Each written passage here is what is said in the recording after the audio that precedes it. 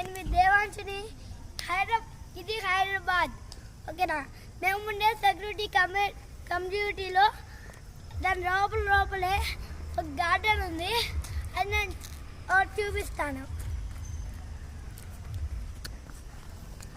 చూడండి, ఇది మన వాటర్ ఫాల్. దీనిలో పైన జాగింగ్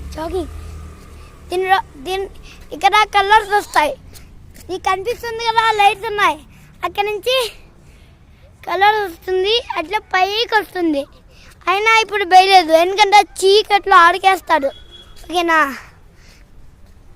ఓకే, చూడండి, ఫస్ట్ గార్డెన్ పార్క్ హైదరాబాద్.